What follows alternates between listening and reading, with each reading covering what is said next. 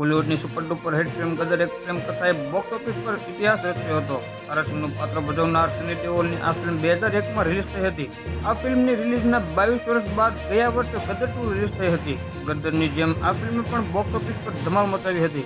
આ દરમિયાન સની દેઓલના ફેન્સ માટે મોટા સમાચાર આવ્યા છે. ગદર ફ્રેન્ચાઇઝીના નિર્માતાએ પણ ગદર 3 બનાવવાની જાહેરાત કરી છે. મતલબ કે ફરી એકવાર તારાસિંહનું જાદુ મોટા પડદા પર જોવા મળશે. કિંગ વિલાના રિપોર્ટર અનુસાર ગદર અને ગદર 2ના ડિરેક્ટર અનિલ શર્માએ ગદર 3 બનાવવાની પુષ્ટિ કરી છે. તેની વાર્તા પણ લોકોને કરી દેવામાં આવી છે. જી સ્ટુડિયોએ આ ફિલ્મને લીલી ઝંડી આપી દીધી છે.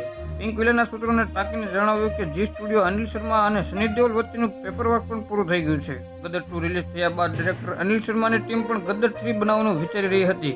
કહેવામાં આવી રહ્યું છે કે ગદર 3 પણ ભારત પાકિસ્તાનની પૃષ્ઠભૂમિ પર આધારિત હશે. નિર્માતાએ જણાવ્યું કે આ ફિલ્મ પહેલી 2 ફિલ્મો કરતાં પણ એકદમ અલગ અને વિસ્ફોટક હશે.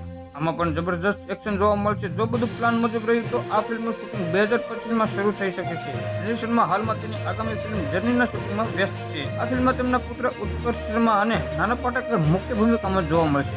એપલને અપડેટ મેળવવા માટે અમારી ચેનલને લાઇક કરો, સબસ્ક્રાઇબ કરો અને બાજુનું બેલ આઇકન પ્રેસ કરો, જેથી કરી અમારા હરેક વિડીયોની નોટિફિકેશન તમને મળતી રહે.